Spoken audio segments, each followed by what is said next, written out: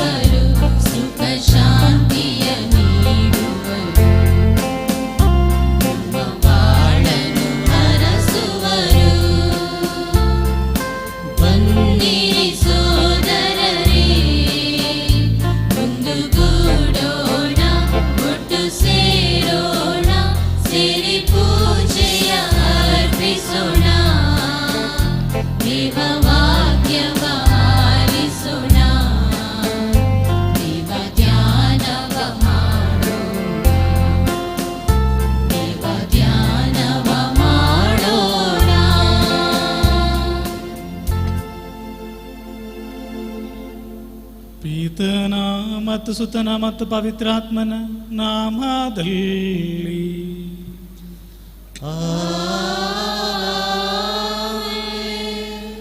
ನಮ್ಮ ಪ್ರಭು ಯೇಸು ಕ್ರಿಸ್ತರ ಕೃಪಾವರವು, ದೇವರ ಪ್ರೀತಿಯು, ಪವಿತ್ರಾತ್ಮರ ಅನ್ಯೋನ್ನತೆಯು ನಿಮ್ಮೆಲ್ಲರೊಡನೆ ಇರಲಿ.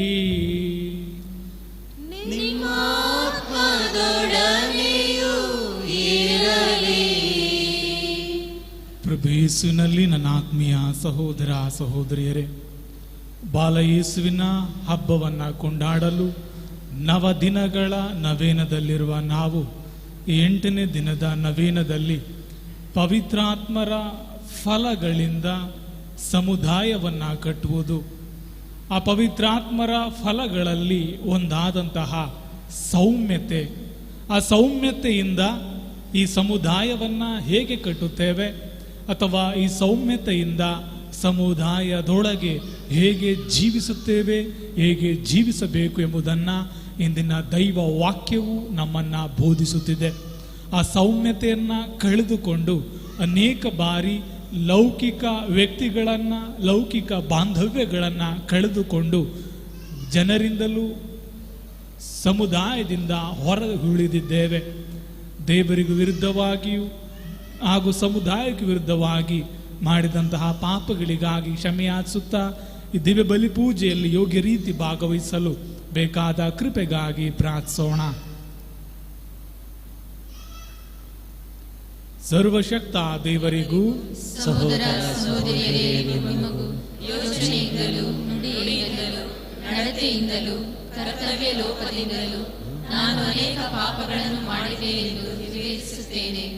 ನನ್ನ ಪಾಪವೇ, ನನ್ನ ಪಾಪವೇ, ನನ್ನ ಮಹಾಪಾಪವೇ.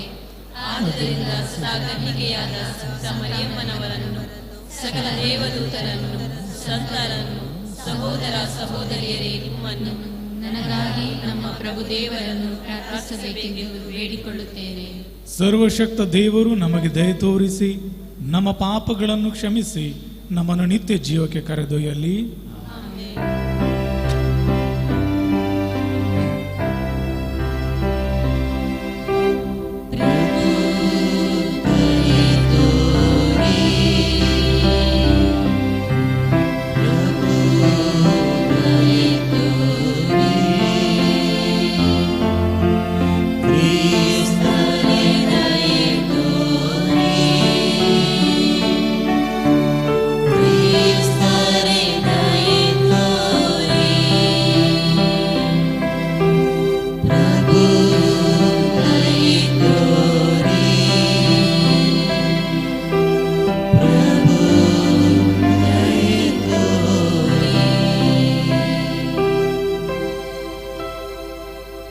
ಪ್ರಾರ್ಥಿಸೋಣ.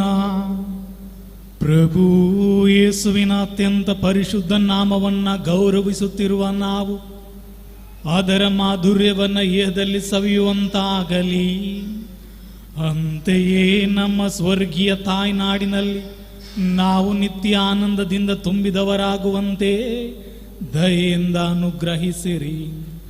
ನಿಮ್ಮೊಂದಿಗೆ ಪವಿತ್ರಾತ್ಮರ ಐಕ್ಯದಲ್ಲಿ ದೇವರಾಗಿ ಯುಗ ಯುಗಾಂತರಕ್ಕೂ ಜೀವಿಸಿ ಆಳುವ ನಮ್ಮ ಪ್ರಭು ನಿಮ್ಮ ಪುತ್ರರು ಆಗಿರುವ ಯೇಸು ಕ್ರಿಸ್ತರ ಮುಖಾಂತರ ನಿಮ್ಮನ್ನು ಪ್ರಾರ್ಥಿಸುತ್ತೇವೆ.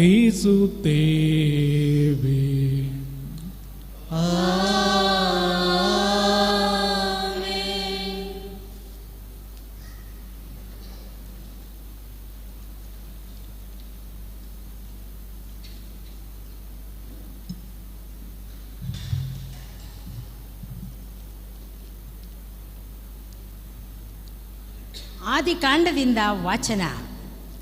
ಜೋಸೆಫನ ಪರಿಚಯ ಸ್ವಜನರಿಗೆ ಆಶ್ಚರ್ಯ. ಇದನ್ನು ಕೇಳಿದ ಮೇಲೆ ತನ್ನ ಪರಿವಾರದವರ ಮುಂದೆ ತನ್ನನ್ನೇ ಇನ್ನು ತಡೆ ಹಿಡಿದುಕೊಳ್ಳಲು ಜೋಸೆಫನಿಂದ ಆಗಲಿಲ್ಲ. ಇಲ್ಲಿಂದ ಎಲ್ಲರನ್ನೂ ಆಚೆ ಕಳಿಸಿರಿ ಎಂದು ಬಾಯ್ದೆರೆದು ಹೇಳಿದ. ಜೋಸೆಫನು ಅಣ್ಣ ತಮ್ಮಂದಿರಿಗೆ ತನ್ನ ಪರಿಚಯ ಸಿಗುವಂತೆ ಮಾಡುವಾಗ ಇತರರು ಯಾರೂ ಹತ್ತಿರ ಇರಲಿಲ್ಲ. ಅವನು ಗಟ್ಟಿಯಾಗಿ ಅತ್ತದ್ದು ಈಜಿಪ್ಟಿನವರಿಗೆ ಕೇಳಿಸಿತು. ಫರೋಹನ ಮನೆಯವರಿಗೂ ಆ ಸುದ್ದಿ ಮುಟ್ಟಿತು. ಜೋಸೆಫನು ತನ್ನ ಅಣ್ಣ ತಮ್ಮಂದಿರಿಗೆ, ನಾನೇ ಜೋಸೆಫ್, ನನ್ನ ತಂದೆ ಇನ್ನೂ ಇದ್ದಾರೋ ಎಂದು ಕೇಳಿದ. ಅವರು ತತ್ತರಗೊಂಡು ಉತ್ತರಿಸಲಾರದೆ ಹೋದರು. ಜೋಸೆಫನು ಹತ್ತಿರಕ್ಕೆ ಬನ್ನಿ ಎನ್ನಲು ಅವರು ಹತ್ತಿರಕ್ಕೆ ಬಂದರು. ಅವನು ಅವರಿಗೆ ಈಜಿಪ್ಟ್ ದೇಶಕ್ಕೆ ಹೋಗಲಿ ಎಂದು, ನೀವು ಮಾರಿಬಿಟ್ಟ ನಿಮ್ಮ ತಮ್ಮ ಜೋಸೆಫ್ ನಾನೇ. ನೀವು ನನ್ನನ್ನು ಇಲ್ಲಿಗೆ ಮಾರಿದ್ದಕ್ಕಾಗಿ ವ್ಯಸನ ಪಡಬೇಡಿ, ನಿಮ್ಮನ್ನೇ ನಿಂದಿಸಿಕೊಳ್ಳಬೇಡಿ.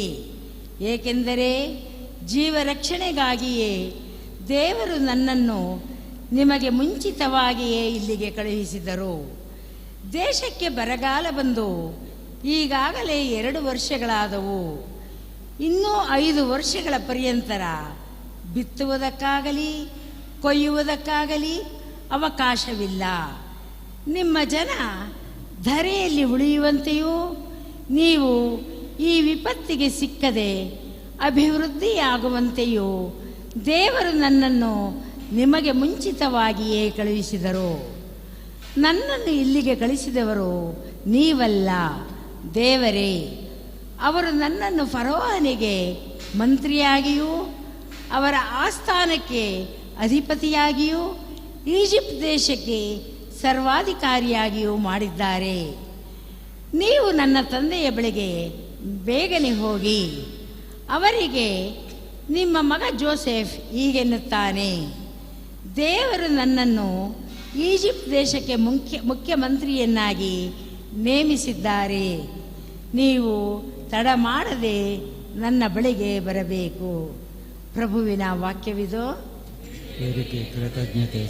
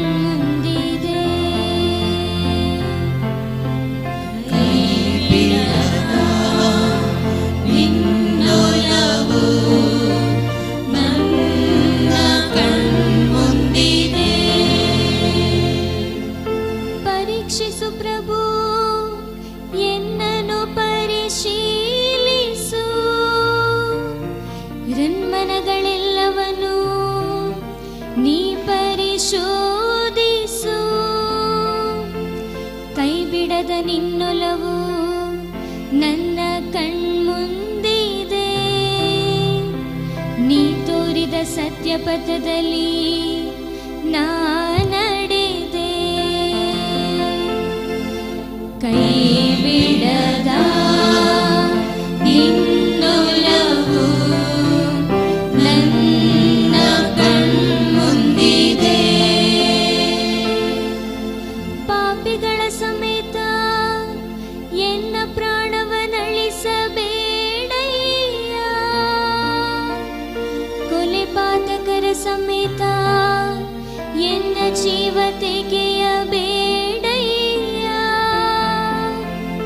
ಇದೇ ಆ ಜನರ ಕೈಗಳಲ್ಲಿ ಕೆಡುಕುತನ, ಬಲಗೈ ತುಂಬ ಲಂಚಕೋರತನ.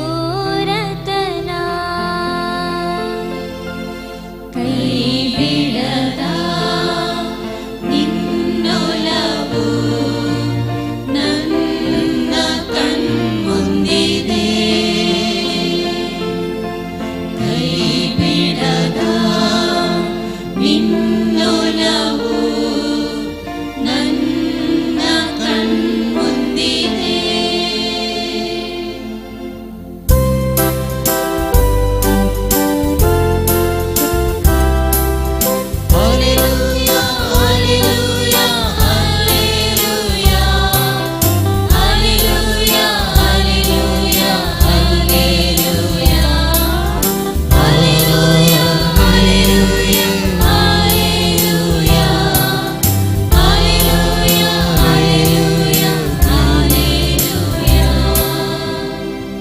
ನೀತಿಯ ಪಥದಳು ನಾ ನಡೆವೆನಯ್ಯ.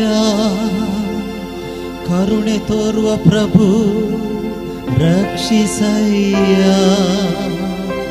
ಸಮತಳದಲ್ಲಿ ನಿಂತಿವೆ ನನ್ನ ಪಾದಗಳು.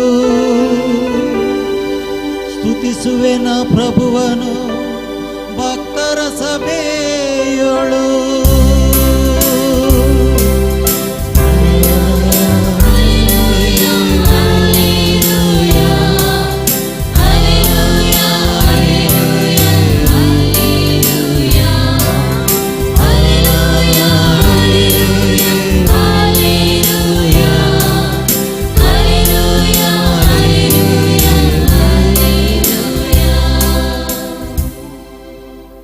ಪ್ರಭು ನಿಮ್ಮೊಡನೆ ಇರಲಿ.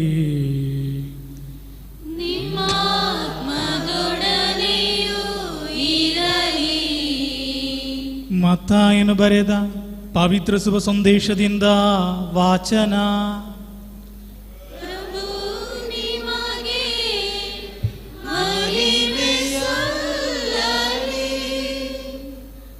ಯೇಸು ಸ್ವಾಮಿ ಮತ್ತು ಅವರ ಜೊತೆಯಲ್ಲಿದ್ದವರು ಜೆರುಸಲೇಮನ್ನ ಸಮೀಪಿಸಿದರು. ಓಲಿವ್ ಗುಡ್ಡದ ಬಳಿಯಲ್ಲಿರುವ ಬೆತ್ಫದಾಗೆ ಬಂದ ಎಂಬ ಊರನ್ನ ಸೇರಿದರು. ಅಲ್ಲಿ ಯೇಸು ಇಬ್ಬರು ಶಿಷ್ಯರನ್ನು ಕರೆದು, ನಿಮ್ಮೆದುರಿಗೆ ಇರುವ ಆ ಹಳ್ಳಿಗೆ ಹೋಗಿರಿ. ಅಲ್ಲಿ ಕಟ್ಟಿ ಹಾಕಿರುವ ಒಂದು ಹೇಸರಗತ್ತೆಯನ್ನು, ಅದರ ಮರಿಯನ್ನ ಕಾಣುವಿರಿ. ಅವುಗಳನ್ನು ಬಿಚ್ಚಿ ನನ್ನ ಬಳಿಗೆ ತನ್ನಿರಿ. ಯವನಾದರೂ ನಿಮ್ಮನ್ನು ಏನಾದರೂ ಕೇಳಿದರೆ ಇವು ಪ್ರಭುವಿಗೆ ಬೇಕಾಗಿವೆ ಎನ್ನಿ, ಅವನು ತಕ್ಷಣ ಕಳಿಸಿಕೊಡುವನು ಎಂದು ಹೇಳಿ ಕಳಿಸಿದನು. ಸಿಯೋನ್ ನಗರಿಯೇ ಹೇಳು, ನಿನ್ನರಸ ಬರುತ್ತಿಹನು. ದೀನನವ ಹೇಸರಗತ್ತೆಯನ್ನೇರಿ ಕುಳಿತಿಹನು, ಮರಿ ಹೇಸರಗತ್ತೆಯನ್ನೇರಿ ಸಾಗಿ ಬರುತ್ತಿಹನು ಎಂದು ಪ್ರವಾದಿಯೊಬ್ಬನ ವಚನ ನೆರವೇರುವುದಂತೆ ಇದೆಲ್ಲ ನಡೆಯಿತು. ಶಿಷ್ಯರು ಹೋಗಿ ಯೇಸು ತನಗೆ ಅಪ್ಪಣೆ ಮಾಡಿದಂತೆಯೇ ಹೇಸರಗತ್ತೆಯನ್ನು ಮರಿಯನ್ನ ಹಟ್ಟಿಕೊಂಡು ಬಂದರು. ತಮ್ಮ ಮೇಲಂಗಿಗಳನ್ನು ಅವುಗಳ ಮೇಲೆ ಹಾಕಿಸಿದರು. ಯೇಸು ಹತ್ತಿ ಕುಳಿತುಕೊಂಡರು. ಜನ ಸಮೂಹದಲ್ಲಿ ಅನೇಕರು ತಮ್ಮ ಹೊದಿಕೆಯನ್ನು ದಾರಿಯಲ್ಲಿ ಹಾಸಿದರು. ಇತರರು ಮರದೆಲೆಗಳನ್ನು ಕೊಯ್ದು ದಾರಿಯಲ್ಲಿ ಹರಡಿದರು. ಯೇಸುವಿನ ಹಿಂದೆಯೂ ಮುಂದೆಯೂ ಗುಂಪು ಗುಂಪಾಗಿ ಹೋಗುತ್ತಿದ್ದ ಜನರು, ದಾವೀದ ಪುತ್ರನಿಗೆ ಜಯವಾಗಲಿ, ಸರ್ವೇಶ್ವರ ನಾಮದಲ್ಲಿ ಬರುವವನಿಗೆ ಮಂಗಳವಾಗಲಿ, ಮಹೋನ್ನತದಲ್ಲಿ ದೇವರಿಗೆ ಜಯವಾಗಲಿ ಎಂದು ಹರ್ಷೋದ್ಗಾರ ಮಾಡುತ್ತಿದ್ದರು. ಹೀಗೆ ಯೇಸು ಜೆರುಸಲೇಮನ್ನು ಪ್ರವೇಶಿಸಿದಾಗ ನಗರಕ್ಕೆ ನಗರವೇ ಕಲಕಲಗೊಂಡಿತು. ಜನರು ಯಾರಿವರು ಎಂದು ವಿಚಾರಿಸಲಾರಂಭಿಸಿದರು. ಇವರು ಗಲಿಲೆಯಕ್ಕೆ ಸೇರಿದ ನಜರೇತಿನ ಪ್ರವಾದಿ ಯೇಸು ಎಂದು ಮಾರ್ದಣಿಸಿತು ಜನರ ಗುಂಪು.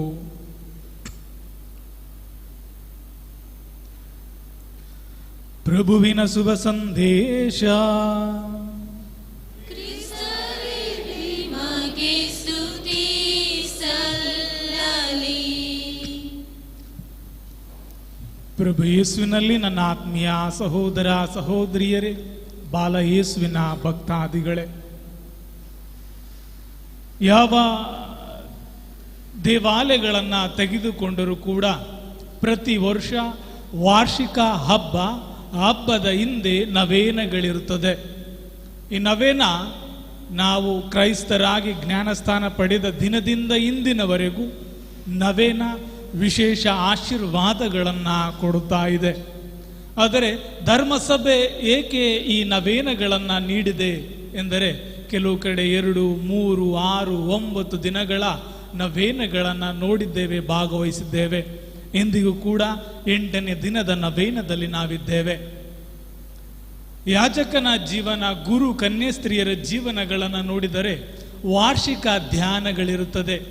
ಯಾಜಕನಿಗೆ 5 ದಿನ, ಕನ್ಯಸ್ತ್ರೀಯರಿಗೆ 8 ದಿನ, ಹೀಗೆ ವಾರ್ಷಿಕ ಖಂಡಿತವಾಗಿ ಭಾಗವಹಿಸಬೇಕಾದಂತಹ ಧ್ಯಾನಗಳಿದೆ. ಆದರೆ ಭಕ್ತಾದಿಗಳಾದ ಎಲ್ಲರಿಗೂ ಕೂಡ ಈ ರೀತಿ ಧ್ಯಾನಗಳಲ್ಲಿ ಭಾಗವಹಿಸುವ ಸದಾವಕಾಶ ಸಿಗುವುದಿಲ್ಲ. ಕಾರಣ ಲೌಕಿಕ ಜಂಜಾಟಗಳಿರಬಹುದು ಅಥವಾ ಕೆಲಸದ ಒತ್ತಡಗಳಿರಬಹುದು.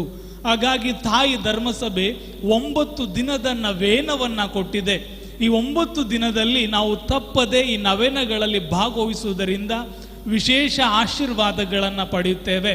ಈ 9 ದಿನದ ನವೇನದ ವಿಶೇಷತೆ, ಆ ಧರ್ಮ ಕೇಂದ್ರದ ಧರ್ಮಗುರು ಕೊಡುವ ಬದಲು ಹೊರಗಡೆಯಿಂದ ಇತರ ಗುರುಗಳನ್ನು ಕರೆದು ವಿಶೇಷ ಬೋಧನೆಗಳನ್ನು, ಬಲಿಪೂಜೆಗಳನ್ನು ನೀಡುತ್ತಾರೆ. ಕಾರಣ ಇದು ಧ್ಯಾನಕ್ಕೆ ಸಮ. ಇಲ್ಲಿನ ವಾಕ್ಯಗಳು, ಆರಾಧನೆಗಳು, ಬಲಿಪೂಜೆಗಳು, ಅದ್ಭುತಗಳನ್ನು ಮಾಡಲು ಸಾಧ್ಯ ಯಾವಾಗ ಆ 9 ದಿನ ನಾವು ಆ ತೆರೆದ ಹೃದಯದಿಂದ ಬಂದಾಗ ಮಾತ್ರ. ಇಂದಿನ ನಾವು ಧ್ಯಾನಿಸುವಂತಹ ವಾಕ್ಯ ಸೌಮ್ಯತೆ. ಪವಿತ್ರಾತ್ಮರ ಸಪ್ತ ಫಲಗಳಲ್ಲಿ ಪವಿತ್ರಾತ್ಮರ ವರಫಲಗಳನ್ನು 9 ವರಗಳಾಗಿ ನೋಡುತ್ತೇವೆ. ಅದು ಪ್ರೀತಿ, ಸಂತೋಷ, ಶಾಂತಿ, ಸಮಾಧಾನ, ಕರುಣೆ, ಒಳ್ಳೆತನ, ವಿಶ್ವಾಸ, ಸೌಮ್ಯತೆ ಹಾಗೂ ಆತ್ಮ ಸಂಯಮ. ಇದೆಲ್ಲವೂ ಕೂಡ ಪವಿತ್ರಾತ್ಮರ ವರಫಲಗಳು.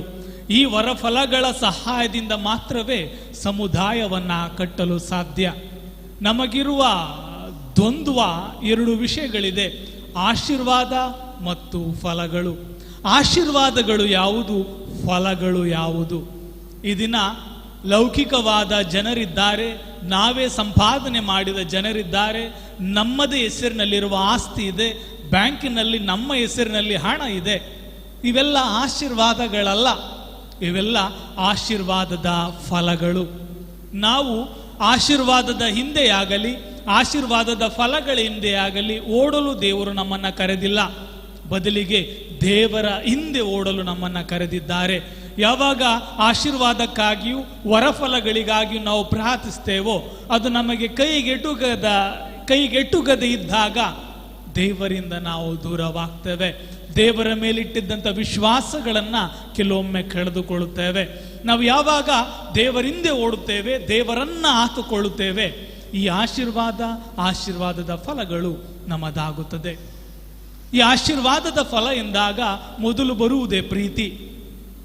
ಆ ಪ್ರೀತಿ ಪದವನ್ನು ಕೇಳಿದಾಗ ಕೆಲವೊಬ್ಬರಿಗೆ ಸಂತೋಷ, ಕೆಲವೊಬ್ಬರಿಗೆ ಜಿಗುಪ್ಸೆ, ಕೆಲವೊಬ್ಬರಿಗೆ ದುಃಖ. ಆದರೆ ಪ್ರೀತಿಸುವ ಪ್ರತಿಯೊಬ್ಬನಿಗೂ ಕೂಡ ನಿರಾಶೆ ಇದ್ದೇ ಇರುತ್ತದೆ. ನಿರಾಶೆ ಗೊತ್ತಿಲ್ಲದ ವ್ಯಕ್ತಿ ಯಾರು? ಪ್ರೀತಿಸಿ ಹತಾಶೆ ಪಡೆದ ವ್ಯಕ್ತಿಗಳಾರು? ಪ್ರೀತಿಸಿ ನೋವನ್ನು ಅನುಭವಿಸದ ವ್ಯಕ್ತಿಗಳು ಯಾರೂ ಇಲ್ಲ. ನಾವು ಪ್ರೀತಿಸಿದ ಕಾರಣ ಈ ದಿನ ನಿರಾಶೆ ಇದೆ, ಹತಾಶೆ ಇದೆ, ನೋವಿದೆ, ಜಿಗುಪ್ಸೆ ಇದೆ. ಕಾರಣ ನಾವು ಪ್ರೀತಿಸುತ್ತಿದ್ದೇವೆ. ಅದಕ್ಕಿಂತ ಮಿಗಿಲಾಗಿ ನಾವು ಈ ಭೂಮಿಯಲ್ಲಿ ಜೀವಿಸುತ್ತಿದ್ದೇವೆ, ಸ್ವರ್ಗದಲ್ಲಿ ಜೀವಿಸುತ್ತಿಲ್ಲ. ನಾನು ಕೊಡುವ ಪ್ರೀತಿ ನಿರ್ಮಲತೆಯಿಂದ ತುಂಬಿದೆ, ಆ ಪ್ರೀತಿಯಲ್ಲಿ ನನ್ನ ತ್ಯಾಗ ಇದೆ. ಆದರೆ ಇಂತಹ ಅಮೂಲ್ಯ ಪ್ರೀತಿಯನ್ನು ನಾನು ಇತರಿಗೆ ಕೊಟ್ಟಾಗ ಅವರಿಂದ ಅದೇ ಪ್ರೀತಿ ಬರುವ ಬದಲು ಆ ಪ್ರೀತಿಯ ಬದಲಾಗಿ ನೋವು, ವೇದನೆ, ಅವಮಾನಗಳು, ಇಲ್ಲ ಸಲ್ಲದ ಮಾತುಗಳು ನಮ್ಮ ಮೇಲೆ ಬರ್ತದೆ. ಆವಾಗ ಪ್ರೀತಿ ನಿಮಿತ್ತವಾಗಿ ನಮಗೆ ದುಃಖ, ನಿರಾಶೆ ಉಂಟಾಗಿ ಈ ಪ್ರೀತಿಯೇ ಬೇಡ ಎಂಬ ಭಾವನೆ ನಮಗೆ ಬರ್ತದೆ. ನಾವು ಆರಾಧಿಸುವ ಯೇಸು ಸ್ವಾಮಿ ಭೂಮಿಯಲ್ಲಿ ಸಂಪೂರ್ಣ ಮನುಷ್ಯರಾಗಿ ಸಂಪೂರ್ಣ ದೇವರಾಗಿ ಜೀವಿಸಿದರು. ಆ ಯೇಸು ಸ್ವಾಮಿ ಯಾರ ವ್ಯಕ್ತಿಯ ಬದಲಾವಣೆಗಾಗಿ ಯಾರನ್ನ ಕಾಪಾಡಲು ಬಂದರೋ ಅವರಿಂದಲೇ ಜಿಗುಪ್ಸೆಯಾಯಿತು, ಅವರಿಂದಲೇ ನಿರಾಶೆಯಾಯಿತು, ಅವರಿಂದಲೇ ವೇದನೆಯಾಯಿತು. ಹಾಗಾಗಿ ಪ್ರೀತಿಸುವ ವ್ಯಕ್ತಿಗೆ ನಿರಾಶೆ ಕಟ್ಟಿಟ್ಟ ಬುತ್ತಿ. ಅದು ಗಂಡ ಹೆಂಡತಿಯಿಂದಿರಬಹುದು, ಹೆಂಡತಿ ಗಂಡನಿರಬಹುದು, ತಂದೆ ತಾಯಿಯಿಂದ ಮಕ್ಕಳಿರಬಹುದು, ಮಕ್ಕಳಿಂದ ತಂದೆ ತಾಯಿಗಳಿರಬಹುದು, ಸ್ನೇಹಿತರಿಂದಿರಬಹುದು.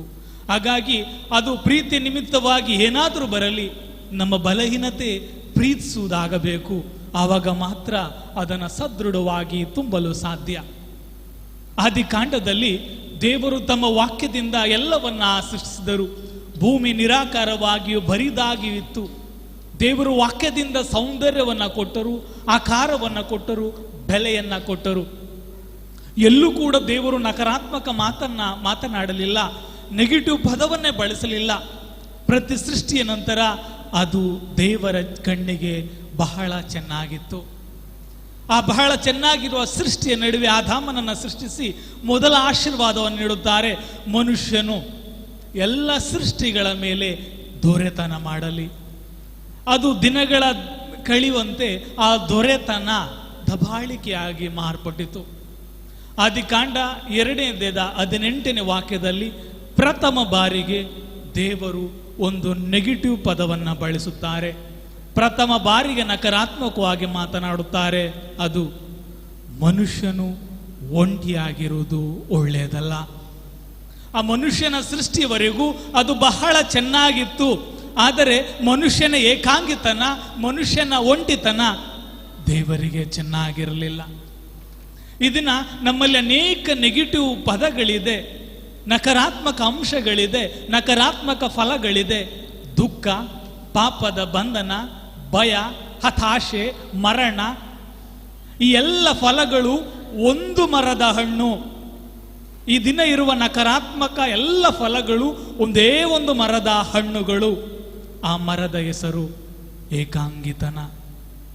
ಈ ದಿನ ಪಾಪಕ್ಕೆ ಗುಲಾಮನಾಗಿರಬಹುದು, ಈ ದಿನ ವಸ್ತುಗಳಿಗೆ ಗುಲಾಮನಾಗಿರಬಹುದು, ಈ ದಿನ ಜೀವನ ಜಿಗುಪ್ಸೆಯಲ್ಲಿ ಜೀವಿಸ್ತಿರಬಹುದು.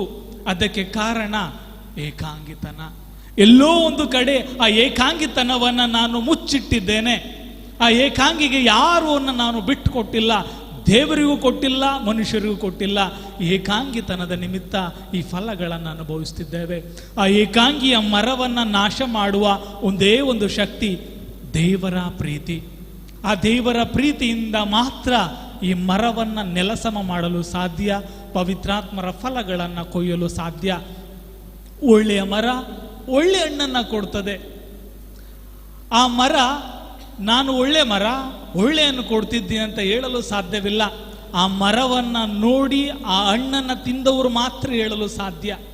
ಸಾವಿರಾರು ಹಣ್ಣುಗಳಲ್ಲಿ ಯಾವುದೋ ಹಣ್ಣನ್ನು ಕಿತ್ತು ಈ ಮರದ ಹಣ್ಣು ಚೆನ್ನಾಗಿದೆ ಅಂತ ಜನ ಹೇಳ್ತಾರೆ. ನನ್ನಲ್ಲಿ 9 ಒಳ್ಳೆ ಗುಣಗಳಿರಬಹುದು, ಆದರೆ ಒಂದು ಕೆಟ್ಟ ಗುಣ ಆ 9 ಒಳ್ಳೆಯ ಹಣ್ಣುಗಳನ್ನು ನಾಶ ಮಾಡ್ತದೆ. ಹಾಗಾಗಿ ಆ ಏಕಾಂಗಿತನವನ್ನು ಕೊಲ್ಲುವಂತಹ ದೈವ ಪ್ರೀತಿಯನ್ನು ನಾವು ಪಡೆದುಕೊಳ್ಳಬೇಕು. ಆ ದೇವರೊಂದಿಗೆ ಮಾತನಾಡುವುದನ್ನು ಕಲಿಯಬೇಕು. ಮಾತನಾಡುವುದರಿಂದಾಗ ನಾವು ಪ್ರಾರ್ಥಿಸ್ತೇವೆ. ಆ ಪ್ರಾರ್ಥನೆಯಲ್ಲಿ ಒಂದು ಸ್ವಲ್ಪ ಆಳವಾಗಿ ನೋಡಿದರೆ ದೇವರ ಭಾಷೆ ಯಾವುದು? ಹಳೆಯ ಒಡಂಬಡಿಕೆಯಲ್ಲಿ ದೇವರು ತನ್ನ ಮಕ್ಕಳೊಂದಿಗೆ ಹೀಬ್ರು ಭಾಷೆಯಲ್ಲಿ ಮಾತನಾಡಿದರು. ಹೊಸ ಒಡಂಬಡಿಕೆಯಲ್ಲಿ ಯೇಸು ಸ್ವಾಮಿ ಅರಮಾಯಿಕ್ ಭಾಷೆಯಲ್ಲಿ ಬೋಧಿಸಿದರು, ಏಕೆಂದರೆ ಅದು ಅವರ ಮಾತೃಭಾಷೆ. ಇಂದು ನಮ್ಮ ಮಾತೃಭಾಷೆಯಲ್ಲಿ ನಾವು ಮಾತನಾಡಿದಾಗ ಅಲ್ಲೊಂದು ಅನುಭವಗಳನ್ನು ಹಂಚಿಕೊಳ್ತೇವೆ. ಆ ಮಾತೃಭಾಷೆಯಲ್ಲಿ ಒಂದು ರೀತಿಯ ಆತ್ಮೀಯತೆಯನ್ನು ಅನುಭವಿಸ್ತೇವೆ. ಹಾಗಾದರೆ ದೇವರ ಭಾಷೆ ಯಾವುದು? ದೇವರ ಭಾಷೆ ಮೌನ. ಮೌನವೇ ದೇವರ ಭಾಷೆ.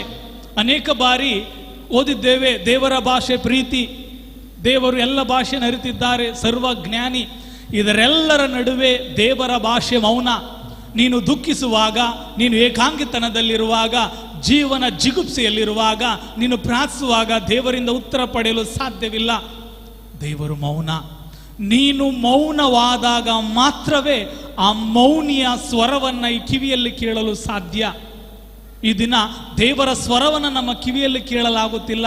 ಕಾರಣ ನನ್ನ ಮನಸ್ಸು, ನನ್ನ ಬಾಯಿ, ನನ್ನ ಜೀವನ ಮೌನದಿಂದಿರಲ್ಲ. ಅದಕ್ಕೆ ಉತ್ತಮ ಉದಾಹರಣೆ ಯೋಬ.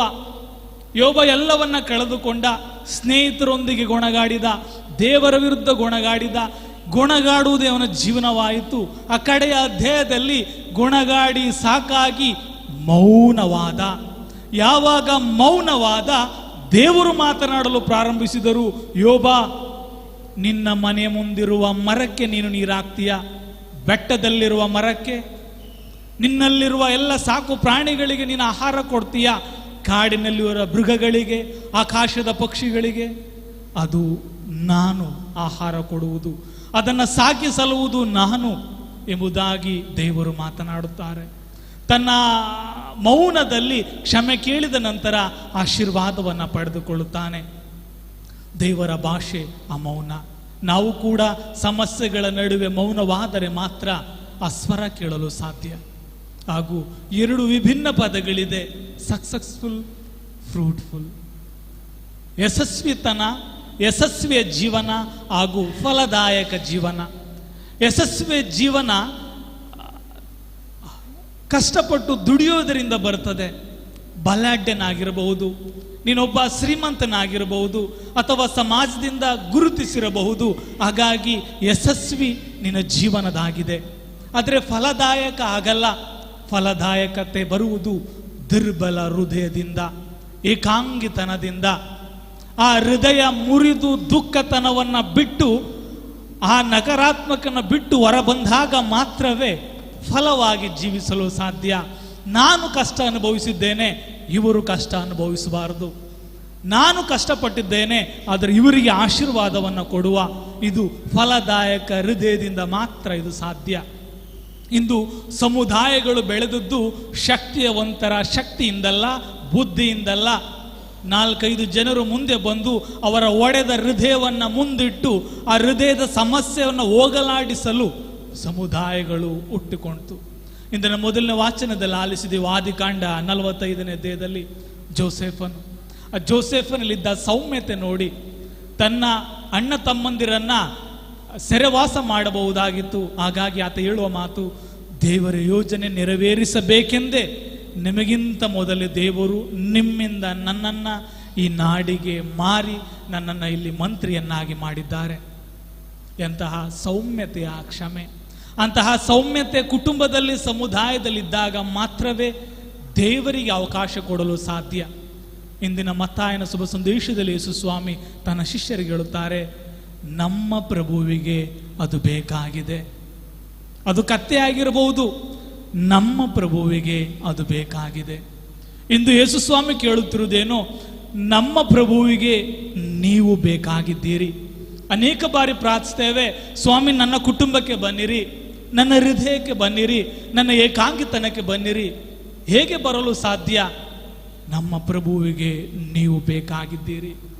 ಆ ಪ್ರಭುವನ್ನ ಪರಮ ಪ್ರಸಾದದ ಮುಖಾಂತರ ಹೃದಯದಲ್ಲಿ ಸ್ವೀಕರಿಸ್ತೀರಾ. ಹೇಗೆ ಕತ್ತೆ ಮೇಲೆ ಯೇಸು ಸ್ವಾಮಿ ಜೆರುಸಲೇಮನ್ನು ಪ್ರವೇಶಿಸಿದರೋ, ನಿಮ್ಮ ಮೂಲಕ ನಿನ್ನ ಕುಟುಂಬಕ್ಕೂ, ನಿನ್ನ ಸಮಸ್ಯೆಗಳಿಗೂ, ನಿನ್ನ ಏಕಾಂಗಿತನಗಳಿಗೂ ಯೇಸು ಸ್ವಾಮಿ ಬರಲು ಸಿದ್ಧರಿದ್ದಾರೆ. ನೀನು ಹೊರಲು ಸಿದ್ಧನಿದ್ದೀಯಾ? ಆ ಯೇಸುವನ್ನ ಹೃದಯದಲ್ಲಿ ಹೊರಲು ಸಿದ್ಧನಾದರೆ ನಿನ್ನ ಮನೆಗೆ ಯೇಸು ಸ್ವಾಮಿ ಬರಲು ಸಿದ್ಧರಿದ್ದಾರೆ. ಆಗ ಮಾತ್ರ ಆ ಸೌಮ್ಯತೆಯನ್ನು ನಾವು ಅನುಭವಿಸಲು ಸಾಧ್ಯ. ಕಡೆಯದಾಗಿ ಮತ್ತಾಯ 11ನೇ ಅಧ್ಯಾಯದ 29ನೇ ವಾಕ್ಯ ಹೇಳುತ್ತದೆ, ನಾನು ವಿನಯಶೀಲನು, ದೀನ ಹೃದಯನು, ನನ್ನ ನೊಗಕ್ಕೆ ಹೆಗಲು ಕೊಟ್ಟು ನನ್ನಿಂದ ಕಲಿತುಕೊಳ್ಳಿ, ಆಗ ನಿಮಗೆ ವಿಶ್ರಾಂತಿ ಸಿಗುವುದು. ನನ್ನ ನೊಗ ಹಗುರ, ನನ್ನ ಹೊರೆ ಸುಗಮ. ಹಗುರವಾದ, ಸುಗಮವಾದ ಆ ಪ್ರಭು ಯೇಸುವಿಗೆ ನಮ್ಮನ್ನೇ ನಾವು ಸಮರ್ಪಿಸುವ. ಇಂದು ಕಷ್ಟದಲ್ಲಿರಲಿ, ನೋವಿನಲ್ಲಿರಲಿ, ವೇದನೆಯಲ್ಲಿರಲಿ, ಏಕಾಂಗಿತನದಲ್ಲಿರಲಿ, ಅಂದು ನೇರವಾಗಿ ದೇವರು ಬರುತ್ತಿದ್ದಂತೆ ಇಂದು ದೇವರು ಬರುವುದಿಲ್ಲ. ಆ ದೇವರಿಗೊಂದು ಕತ್ತೆ ಬೇಕಾಗಿದೆ. ಆ ದೇವರಿಗೆ ನೀವು ಬೇಕಾಗಿದೆ. ನಮ್ಮನ್ನ ದೇವರಿಗೆ ಅರ್ಪಿಸಿದಾಗ, ದೇವರನ್ನ ಹೃದಯದಲ್ಲಿ ತುಂಬಿದಾಗ ಮಾತ್ರವೇ ಆ ದೈವ ಪ್ರೀತಿಯಿಂದ ಏಕಾಂಗಿತನದ ಮರಗಳನ್ನು ಕೊಚ್ಚಬಹುದು. ಆ ಏಕಾಂಗಿತನ ಮರದ ಫಲಗಳನ್ನು ನಾಶ ಮಾಡಬಹುದು. ಅದಾದ ನಂತರ ಪವಿತ್ರಾತ್ಮರ ಫಲಗಳನ್ನು ಅನುಭವಿಸಲು ಸಾಧ್ಯ. ಆ ಪವಿತ್ರಾತ್ಮರ ಫಲಗಳಿಂದ ಸಮುದಾಯವನ್ನು ಕಟ್ಟಲು ಸಾಧ್ಯ. ಅಂತ ಆಶೀರ್ವಾದ ನಮ್ಮದಾಗಲೆಂದು ಈ ದಿವ್ಯ ಬಲಿ ಪೂಜೆಯಲ್ಲಿ ಪ್ರಾರ್ಥಿಸುವ. ಆಮೇಲೆ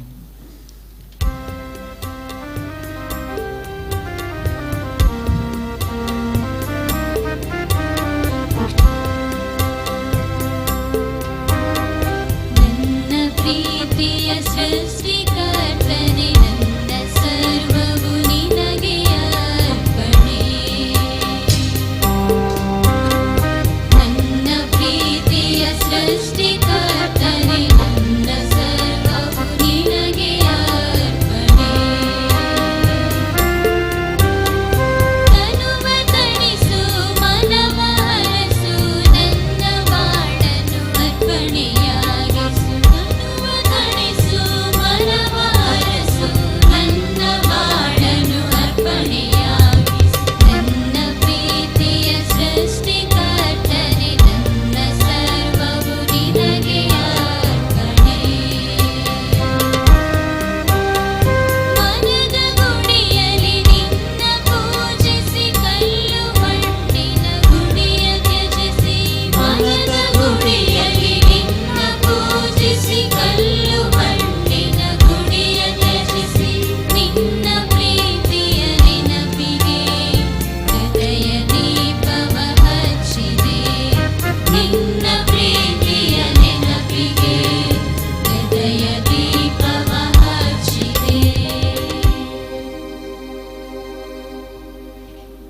ಸಹೋದರ ಸಹೋದರಿಯರೇ, ನನ್ನ ಮತ್ತು ನಿಮ್ಮ ಬಲಿಯು ಸರ್ವಶಕ್ತ ಪಿತನಾದ ದೇವರಿಗೆ ಅಂಗೀಕೃತರಾಗುವಂತೆ ಪ್ರಾರ್ಥಿಸಿರಿ.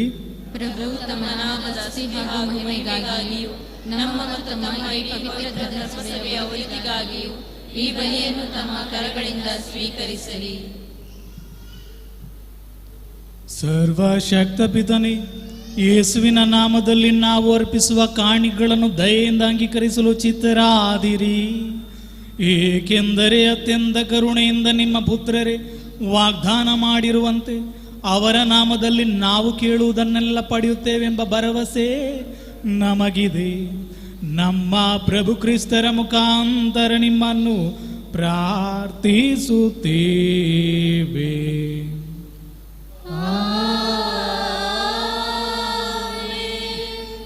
ಪ್ರಭು ನಿಮ್ಮೊಡನೆ ಇರಲಿ.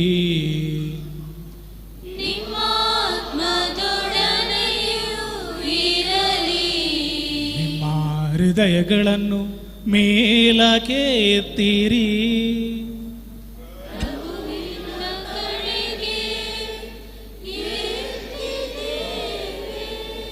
ನಮ್ಮ ಪ್ರಭು ದೇವರಿಗೆ ಕೃತಜ್ಞತೆಯನ್ನು ಸಲ್ಲಿಸೋಣ. ಅದು ಯೋಗ್ಯ ಮತ್ತು ನ್ಯಾಯವಾಗಿದೆ. ಪ್ರಭು ಪವಿತ್ರ ಪಿತನೇ, ಸರ್ವಶಕ್ತ ನಿತ್ಯ ದೇವರೇ, ನಾವು ಎಂದೆಂದು ಎಲ್ಲೆಲ್ಲೂ ನಿಮಗೆ ಕೃತಜ್ಞತೆಯನ್ನು ಸಲ್ಲಿಸುವುದು ನಿಜವಾಗಿ ಯೋಗ್ಯವೂ ನ್ಯಾಯವೂ ಆಗಿದೆ. ನಮ್ಮ ಕರ್ತವ್ಯದ ರಕ್ಷಣೆಯೂ ಆಗಿದೆ. ಏಕೆಂದರೆ ನಮ್ಮ ಸ್ತುತಿ ನಿಮಗೆ ಅಗತ್ಯವಿಲ್ಲದಿದ್ದರೂ ನಮ್ಮ ಉಪಕಾರ ಸ್ಮರಣೆ ನಿಮ್ಮ ಕೊಡುಗೆಯಾಗಿದೆ. ಏಕೆಂದರೆ ನಮ್ಮ ಸ್ತುತಿಗಳು ನಿಮ್ಮ ಘನತೆಗೆ ಏನನ್ನು ಹೆಚ್ಚಿಸುವುದಿಲ್ಲವಾದರೂ ನಮ್ಮ ಪ್ರಭು ಕ್ರಿಸ್ತರ ಮುಖಾಂತರ ಅವು ನಮ್ಮ ರಕ್ಷಣೆಗೆ ಉಪಯುಕ್ತವಾಗುತ್ತವೆ. ಆದುದರಿಂದ ದೂತಗಣಗಳ ಸಮೂಹದೊಂದಿಗೆ ನಿಮ್ಮನ್ನು ಸ್ತುತಿಸುತ್ತಾ ಆನಂದದಿಂದ ಘೋಷಿಸುತ್ತೇವೆ.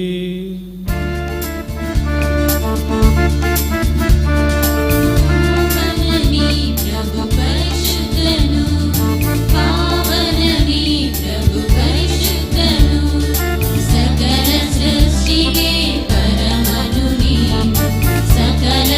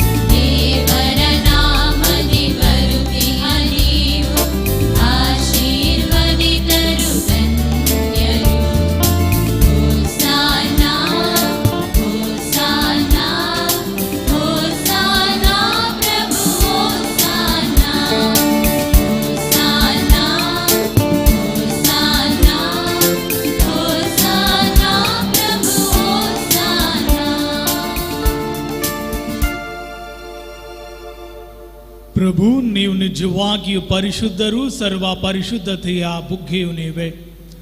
ಈ ಕೊಡಿಗಳ ಮೇಲೆ ನಿಮ್ಮ ಪವಿತ್ರಾತ್ಮರನ್ನು ಇಬ್ಬನಿಯಂತೆ ಸುರಿಸಿ ಪಾವನಗೊಳಿಸಿರೆಂದು ಪ್ರಾರ್ಥಿಸುತ್ತೇವೆ. ನಮಗಿವು ನಮ್ಮ ಪ್ರಭು ಯೇಸು ಕ್ರಿಸ್ತರ ಶರೀರ ಮತ್ತು ರಕ್ತವಾಗುವಂತೆ ಮಾಡಿರಿ. ಅವರನ್ನು ಪರಾಧೀನ ಮಾಡಲಾದ ಸಮಯದಲ್ಲಿ ಸ್ವ ಇಚ್ಛೆಯಿಂದ ತಮ್ಮ ಯಾತನೆಗೆ ಒಳಗಾದಾಗ ಅವರು ರೊಟ್ಟಿಯನ್ನು ತೆಗೆದುಕೊಂಡು ಕೃತಜ್ಞತೆಯನ್ನು ಸಲ್ಲಿಸಿ ಅದನ್ನು ಮುರಿದು ತಮ್ಮ ಶಿಷ್ಯರಿಗೆ ಕೊಡುತ್ತಾ ಹೀಗೆಂದರು,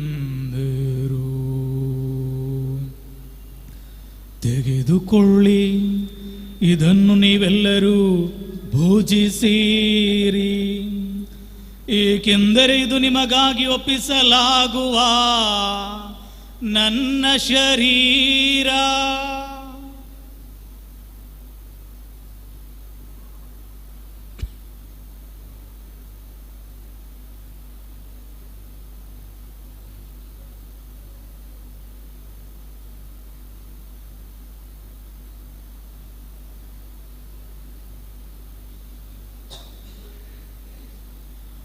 ಅಂತೆಯೇ ಭೋಜನದ ಅಂತ್ಯದಲ್ಲಿ ಅವರು ಪಾನಪಾತ್ರೆಯನ್ನು ತೆಗೆದುಕೊಂಡು ಮತ್ತೊಮ್ಮೆ ನಿಮಗೆ ಕೃತಜ್ಞತೆಯನ್ನು ಸಲ್ಲಿಸಿ ತಮ್ಮ ಶಿಷ್ಯರಿಗೆ ಕೊಡುತ್ತಾ ಹೀಗೆಂದರು, ತೆಗೆದುಕೊಳ್ಳಿ ಮತ್ತು ಇದರಿಂದ ನೀವೆಲ್ಲರೂ ಪಾನ ಮಾಡಿರಿ, ಏಕೆಂದರೆ ಇದು ಹೊಸ ಮತ್ತು ಅನಂತ ಒಡಂಬಡಿಕೆಯ ನನ್ನ ರಕ್ತದ ಪಾತ್ರೆ. ಈ ರಕ್ತವು ನಿಮ್ಮ ಮತ್ತು ಅನೇಕರ ಪಾಪಗಳ ಪರಿಹಾರಕ್ಕಾಗಿ ಸುರಿಸಲಾಗುವುದು. ಇದನ್ನು ನನ್ನ ಸ್ಮರಣೆಗಾಗಿ ಮಾಡಿರಿ.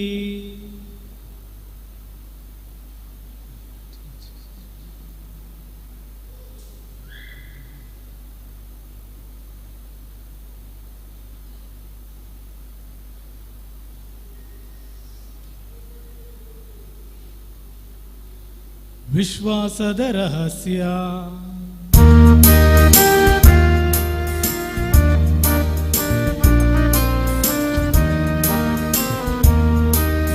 ಪ್ರಭು ಯೇಸು ಮರಣ ಹೊಂದಿದರು, ಪುನರುತ್ಥಾನರಾಗಿ ಜೀವ ನೀಡಿದರು. ಯೇಸು ಪ್ರಭುವು ಪುನರಾಗಮಿಸಿ ಮರಳಿ ಬರುವರು, ಮರಳಿ ಬರುವರು.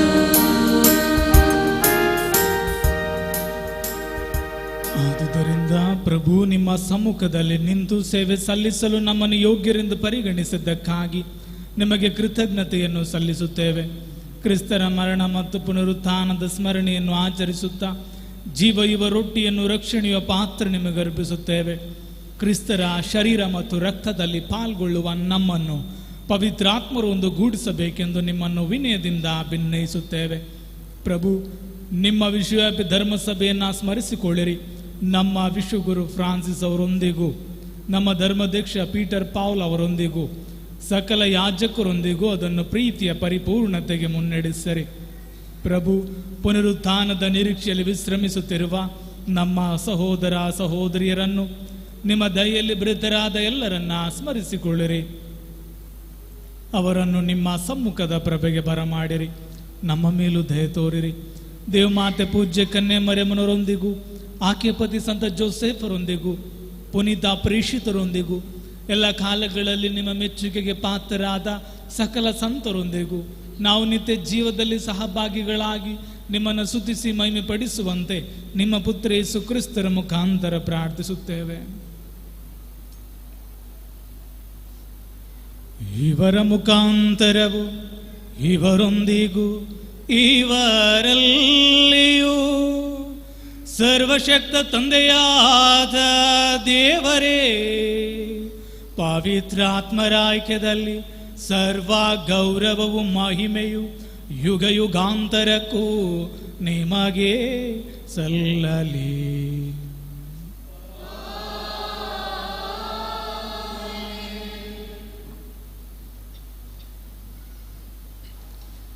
ರಕ್ಷಕರ ಆಜ್ಞೆಯ ಪ್ರಕಾರ ದೈವ ಬೋಧನೆಯಿಂದ ಶಿಕ್ಷಿತರಾಗಿ ಧೈರ್ಯದಿಂದ ನಾವು ಹೇಳುತ್ತೇವೆ, ಸ್ವರ್ಗದಲ್ಲಿರುವ ನಮ್ಮ ತಂದೆಯೇ, ನಿಮ್ಮ ನಾಮ ಪೂಜಿತವಾಗಲಿ, ನಿಮ್ಮ ರಾಜ್ಯ ಬರಲಿ, ನಿಮ್ಮ ಚಿತ್ತ ಸ್ವರ್ಗದಲ್ಲಿ ನೆರವೇರುವ ಪ್ರಕಾರ ಭುವಿಯಲ್ಲಿಯೂ ನೆರವೇರಲಿ.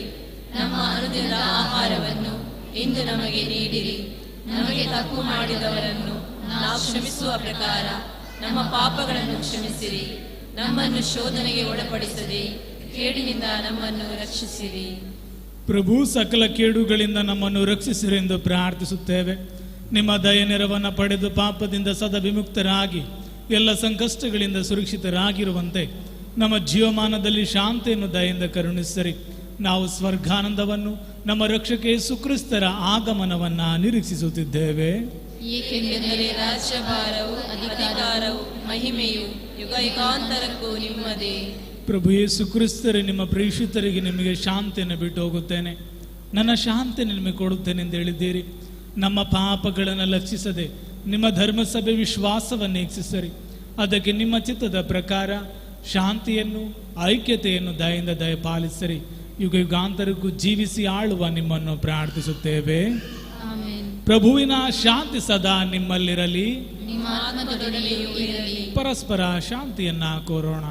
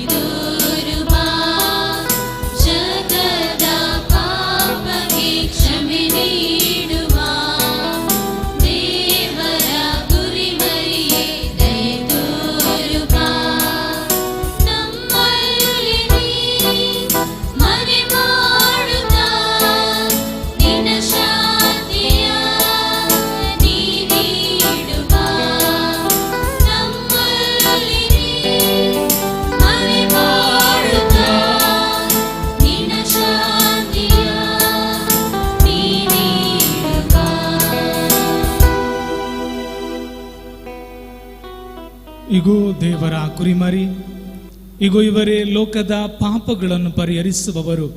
ಕುರಿಮರಿಯ ಭೋಜನಕ್ಕೆ ಆಹ್ವಾನಿತರು ಭಾಗ್ಯವಂತರು. ಪ್ರಭು, ತಾವು ನನ್ನ ಮನೆಯನ್ನು ಪ್ರವೇಶಿಸಲು ನಾನು ಪಾತ್ರನಲ್ಲ, ಆದರೆ ತಾವು ಒಂದೇ ಒಂದು ಮಾತನ್ನು ನುಡಿಯಿರಿ, ನನ್ನ ಆತ್ಮವು ಸ್ವಸ್ಥವಾಗುವುದು. ಅಮರ ಜೀವಕ್ಕೆ ಕ್ರಿಸ್ತರ ಶರೀರ ಮತ್ತು ರಕ್ತವನ್ನು ಕಾಪಾಡಲಿ. ಆಮೆನ್.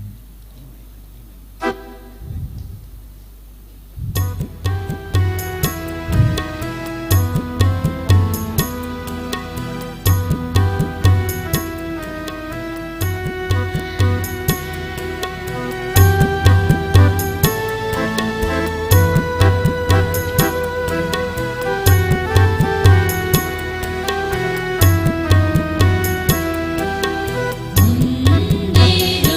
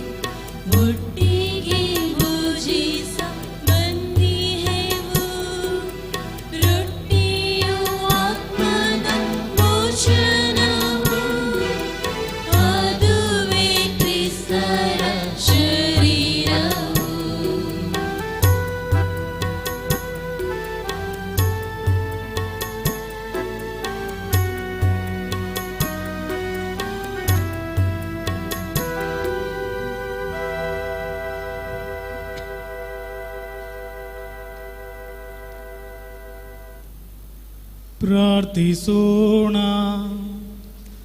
ಪ್ರಭು ಸರ್ವ ಜನಾಂಗಗಳು ಯೇಸುವಿನ ಪವಿತ್ರ ನಾಮಕ್ಕೆ ಮೊಣಕಾಲೂರಿ ಅವರನ್ನೇ ಸರ್ವರು ರಕ್ಷಣೆ ಹೊಂದಬೇಕೆಂದು ಇಚ್ಛಿಸುತ್ತೀರಿ.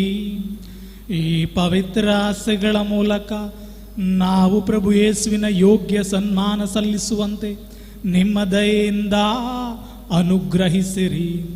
ನಮ್ಮ ಪ್ರಭು ಕ್ರಿಸ್ತರ ಮುಖಾಂತರ ನಿಮ್ಮನ್ನು ಪ್ರಾರ್ಥಿಸುತ್ತೇವೆ.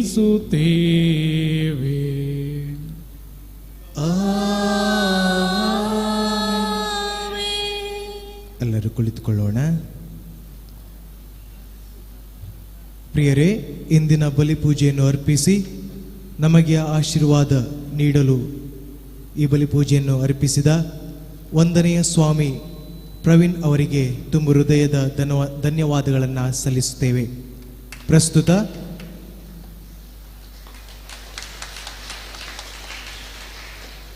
ಪ್ರಸ್ತುತ ವಂದನೆಯ ಸ್ವಾಮಿ ಪ್ರವೀಣ್ ಅವರು ಮೈಸೂರು ಧರ್ಮ ಪ್ರಾಂತ್ಯದ ಸಂತ ಫಿಲೋಮೆನ ಪ್ರಧಾನ ದೇವಾಲಯದ ಸಹಾಯಕ ಧರ್ಮಗುರುಗಳಾಗಿ ಸೇವೆ ಸಲ್ಲಿಸ್ತಾ ಇದ್ದಾರೆ. ಇಂದು ಇಲ್ಲಿ ಬಂದು ಅದ್ಭುತವಾಗಿ ಅರ್ಥಭರಿತವಾಗಿ ಪ್ರವಚನ ಮಾಡಿ ನಮ್ಮ ಎಲ್ಲರಿಗೋಸ್ಕರ ಪ್ರಾರ್ಥನೆ ಮಾಡಿದ ವಂದನೆಯ ಸ್ವಾಮಿ ಪ್ರವೀಣ್ ಅವರಿಗೆ ಕೃತಜ್ಞತೆಯನ್ನು ಹಾಗೂ ಧನ್ಯವಾದಗಳನ್ನು ಸಲ್ಲಿಸುತ್ತೇವೆ. Thank you father. ಪ್ರೇರೆ, ನಾಳೆ ನವೇನದ ಅಂತಿಮ ದಿನ, ಕೊನೆಯ ದಿನ, 9ನೆಯ ನವೇನವನ್ನು ನಾವು ಮಾಡ್ತೇವೆ. ನಾಳೆ ನಾವು ಎಲ್ಲ ಧಾರ್ಮಿಕ ಯಾಜಕರಿಗಾಗಿ, ಧರ್ಮ ಬಗೆಯರಿಗಾಗಿ ಪ್ರಾರ್ಥಿಸುವ ದಿನ.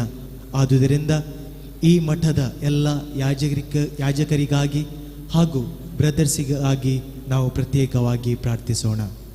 ಈಗ ಎಲ್ಲರೂ ನಾವು ನಿಂತುಕೊಳ್ಳೋಣ ಮತ್ತು ಅಂತಿಮ ಆಶೀರ್ವಾದವನ್ನು ಪಡೆದುಕೊಳ್ಳೋಣ.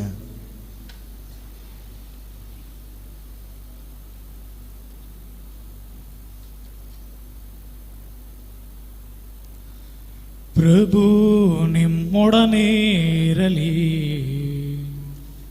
ನಿಮ್ಮಾತ್ಮದೊಡನೆಯೂ ಇರಲಿ. ಸರ್ವಶಕ್ತ ದೇವರಾದ ಪಿತಾ ಮತ್ತು ಸುತ ಮತ್ತು ಪವಿತ್ರಾತ್ಮರು ನಿಮ್ಮನ್ನು ಆಶೀರ್ವದಿಸಲಿ.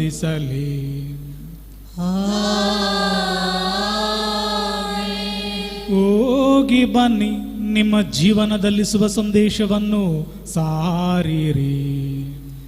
ದೇವರಿಗೆ ಕೃತಜ್ಞತೆ ಸಲ್ಲಲಿ.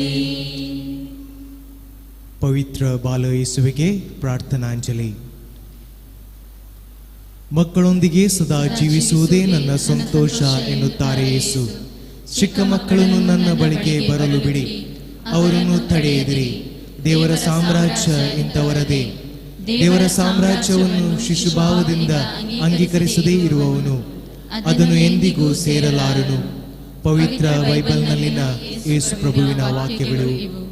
ಬಾಲ ಯೇಸು ಮಕ್ಕಳಿಂದ ಹಿಡಿದು ಸರ್ವರಲ್ಲಿ ಒಗ್ಗೂಡಿ ಪ್ರತಿಯೊಬ್ಬನ ಆಗು ಹೋಗುವ ಅಪೇಕ್ಷೆಗಳಲ್ಲಿ, ಕಷ್ಟ ಸಂಕಷ್ಟ ರೋಗ ರುಜಿನಗಳಲ್ಲಿ ತನ್ನ ಕೃಪಾಳು ಕೊಡುಗೆಗಳನ್ನು ನೀಡಿರುವರು. ಪರಿಶುದ್ಧ ಸೃಷ್ಟಿಯಾದ ಮುಗ್ಧ ಬಾಲಕನ ರೂಪದಲ್ಲಿ ಜನಿಸಿ ಜಗತ್ತಿಗೆ ಬಂದ ಯೇಸು ಮಾನವನಿಗೆ ಹೇಳುತ್ತಾರೆ, ನನ್ನನ್ನು ಎಷ್ಟು ನೀನು ಗೌರವಿಸುತ್ತೀಯೋ ಅದಕ್ಕೂ ಮಿಗಿಲಾಗಿ ನಿನ್ನನ್ನು ಆಶೀರ್ವದಿಸುವೆನು. ಪ್ರೇರೆ, ಈಗ ಸ್ವಲ್ಪ ಹೊತ್ತು ಮೌನವಿದ್ದು ನಮ್ಮ ಕಣ್ಣುಗಳನ್ನು ನಾವು ಮುಚ್ಚೋಣ, ಕೈಗಳನ್ನು ಜೋಡಿಸೋಣ. ನಮ್ಮೆಲ್ಲ ಕೋರಿಕೆಗಳನ್ನು ಬಾಲ ಯೇಸುವಿನ ಪಾದದಡಿ ನಾವು ಸಮರ್ಪಿಸೋಣ. ನಮ್ಮ ಕುಟುಂಬಕ್ಕಾಗಿ ನಾವು ಪ್ರಾರ್ಥಿಸೋಣ. ನಮ್ಮ ಕುಟುಂಬದಲ್ಲಿ ಹಲವಾರು ಕಷ್ಟಗಳಿವೆ ಇರಬಹುದು, ಹಲವಾರು ದುಃಖಗಳು ನಮಗೆ ಬರಬಹುದು. ಆ ಎಲ್ಲ ಕಷ್ಟಗಳನ್ನು, ದುಃಖಗಳನ್ನು, ಸಮಸ್ಯೆಗಳನ್ನು ಬಾಲ ಯೇಸುವಿನ ಪಾದದಡಿ ಸಮರ್ಪಿಸೋಣ. ಬಾಲ ಯೇಸು ನಮ್ಮನ್ನು, ನಮ್ಮ ಕುಟುಂಬವನ್ನು ಆಶೀರ್ವದಿಸಲಿ. ನಮ್ಮ ಎಲ್ಲ ಸಮಸ್ಯೆಗಳನ್ನು ಅವರು ದೂರ ಮಾಡಲಿ ಎಂದು ಪ್ರಾರ್ಥಿಸೋಣ. ನಮ್ಮ ಮಕ್ಕಳಿಗಾಗಿ ನಾವು ಪ್ರಾರ್ಥಿಸೋಣ. ನಮ್ಮ ಮಕ್ಕಳ ಭವಿಷ್ಯ ಒಳ್ಳೆಯ ರೀತಿಯಲ್ಲಿ ಮಾರ್ಪಾಡಾಗಲಿ ಎಂದು ನಾವು ಪ್ರಾರ್ಥಿಸೋಣ. ಹಲವಾರು ಜನರು ಹಲವಾರು ರೋಗಗಳಿಂದ ಕಷ್ಟಪಡ್ತಾ ಇದ್ದಾರೆ. ಆಸ್ಪತ್ರೆಯಲ್ಲಿ ಆಗಿರ್ಬೋದು, ಮನೆಯಲ್ಲಿ ಆಗಿರ್ಬೋದು, ಆ ಎಲ್ಲ ರೋಗಿಗಳನ್ನು ಬಾಲ ಯೇಸುವಿನ ಪಾದದಡಿ ನಾವು ಸಮರ್ಪಿಸೋಣ. ಬಾಲ ಯೇಸು ಅವರನ್ನು ಮುಟ್ಟಿ ಗುಣಪಡಿಸಲೆಂದು ನಾವು ಪ್ರಾರ್ಥಿಸೋಣ. ನಮ್ಮ ವೈಯಕ್ತಿಕ ಜೀವನದಲ್ಲಿ ನಾವು ಅನೇಕ ತೊಂದರೆಗಳನ್ನು ನಾವು ಅನುಭವಿಸ್ತಾ ಇರಬಹುದು, ರೋಗಗಳು ನಮಗೆ ಇರಬಹುದು. ಆ ಎಲ್ಲ ಸಮಸ್ಯೆಗಳನ್ನು, ಎಲ್ಲ ತೊಂದರೆಗಳನ್ನು, ಎಲ್ಲ ಕಷ್ಟಗಳನ್ನು, ಎಲ್ಲ ರೋಗಗಳನ್ನು ಆ ಬಾಲ ಯೇಸುವಿನ ಪಾದದಡಿ ನಾವು ಸಮರ್ಪಿಸೋಣ. ಬಾಲ ಯೇಸು ನಮ್ಮನ್ನು ಆಶೀರ್ವದಿಸಲಿ, ನಮ್ಮ ರೋಗಗಳನ್ನು ಮುಟ್ಟಿ ಗುಣಪಡಿಸಲಿ ಎಂದು ನಾವು ಪ್ರಾರ್ಥಿಸೋಣ. ಹಾಗೆ ಇಂದು ನಾವು ಸೌಮ್ಯತೆಯ ಬಗ್ಗೆ ನಾವು ಧ್ಯಾನಿಸಿದ್ದೇವೆ. ನಮ್ಮ ಜೀವನದಲ್ಲಿ ಆ ಸೌಮ್ಯತೆಯನ್ನು ನಾವು ಅಳವಡಿಸಿಕೊಂಡು ಒಳ್ಳೆಯ ವ್ಯಕ್ತಿಗಳನ್ನಾಗಿ ಬಾಳಲು ಬಾಲ ಯೇಸುವಿನ ಆಶೀರ್ವಾದ ನಮ್ಮಲ್ಲಿರಲಿ ಎಂದು ನಾವು ಪ್ರಾರ್ಥಿಸೋಣ. ನಮ್ಮೆಲ್ಲ ವೈಯಕ್ತಿಕ ಕೊರಿಗೆಗಳನ್ನು ಬಾಲ ಯೇಸುವಿನ ಪಾದದಡಿ ನಾವು ಸಮರ್ಪಿಸೋಣ.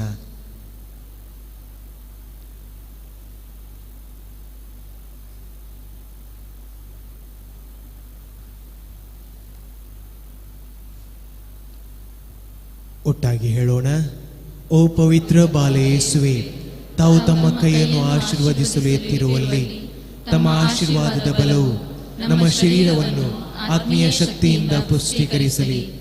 ಅಪಾರ ವಿಶ್ವಾಸವಿಟ್ಟು ತಮ್ಮಲ್ಲಿ ಬಂದಿರುವ ನಮ್ಮ ಪ್ರಾರ್ಥನೆಯನ್ನು ಆಲಿಸಿ ತಮ್ಮ ಕರುಣಾಮಯ ದಯ ಪಾಲಿಸಿರಿ.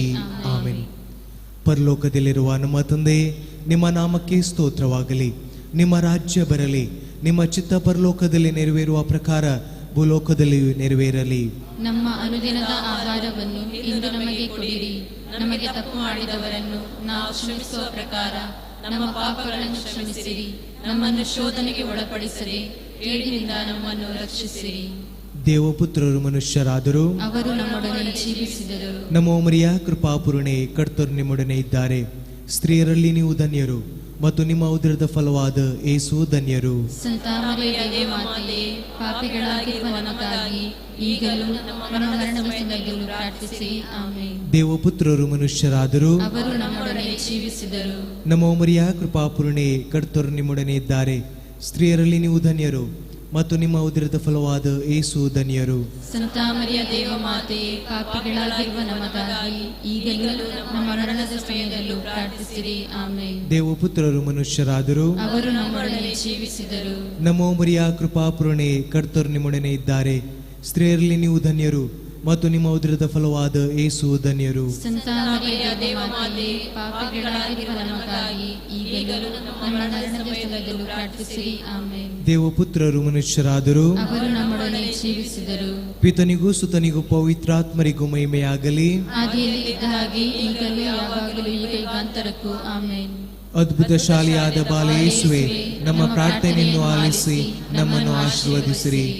ಪಿತನಿಗೂ ಸುತನಿಗೂ ಪವಿತ್ರಾತ್ಮರಿಗೂ ಮಹಿಮೆಯಾಗಲಿ. ಆದಿಯಲ್ಲಿ ಇದ್ದ ಹಾಗೆ ಈಗಲೂ ಯಾವಾಗಲೂ ಈಗ ಯುಗಾಂತರಕ್ಕೂ. ಆಮೆನ್. ಅದ್ಭುತ ಶಾಲಿಯಾದ ಬಾಲ ಯೇಸುವೆ, ನಮ್ಮ ಪ್ರಾರ್ಥನೆಯನ್ನು ಆಲಿಸಿ ನಮ್ಮನ್ನು ಆಶೀರ್ವದಿಸಿರಿ. ಪಿತನಿಗೂ ಸುತನಿಗೂ ಪವಿತ್ರಾತ್ಮರಿಗೂ ಮಹಿಮೆಯಾಗಲಿ. ಆದಿಯಲ್ಲಿ ಇದ್ದ ಹಾಗೆ ಈಗಲೂ ಯಾವಾಗಲೂ ಈಗ ಯುಗಾಂತರಕ್ಕೂ. ಆಮೆನ್. ಅದ್ಭುತ ಶಾಲಿಯಾದ ಬಾಲ ಯೇಸುವೆ, ನಮ್ಮ ಪ್ರಾರ್ಥನೆಯನ್ನು ಆಲಿಸಿ ನಮ್ಮನ್ನು ಆಶೀರ್ವದಿಸಿರಿ. ಪ್ರಾರ್ಥಿಸೋಣ.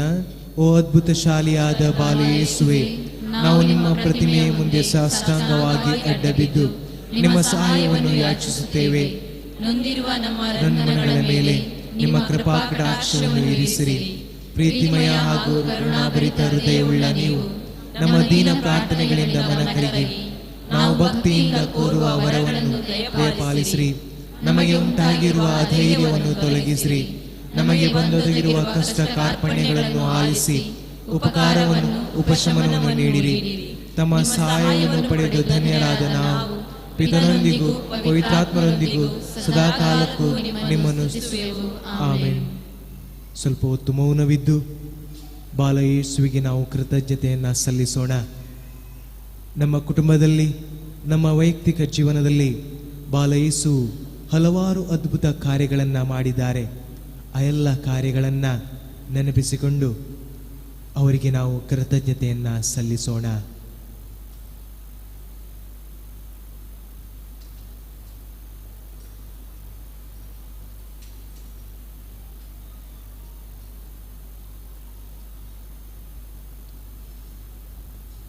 ಕೃತಜ್ಞತಾ ಭಾವದಿಂದ ಒಟ್ಟಾಗಿ ಹೇಳೋಣ.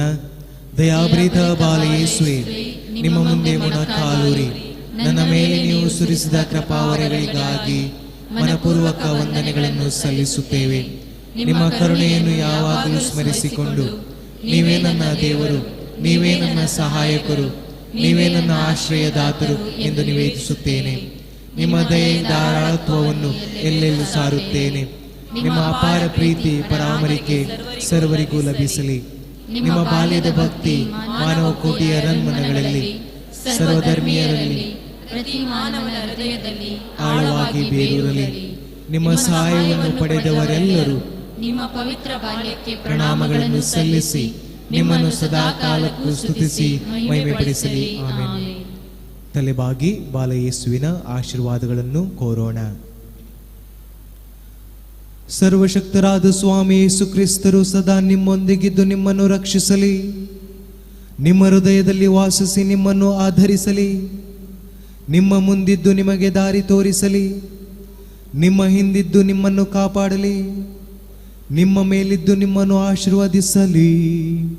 ಏಕೆಂದರೆ ಯುಗಾಂತರಕ್ಕೂ ಪಿತಾ ಮತ್ತು ಪವಿತ್ರಾತ್ಮರೊಡನೆ ಜೀವಿಸಿ ಆಳುವ ಕರ್ತರು ಅವರೇ.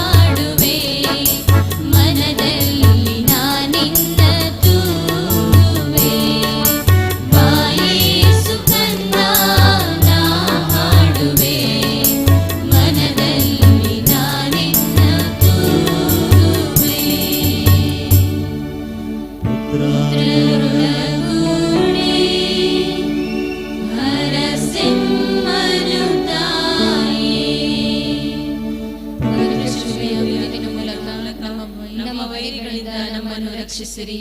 ನಮ್ಮ ಸರ್ವೇಶ್ವರ ಪಿತನ ಸುತನ ಮತ್ತು ಪವಿತ್ರಾತ್ಮನ ನಾಮದಲ್ಲಿ ಆಮೆನ್.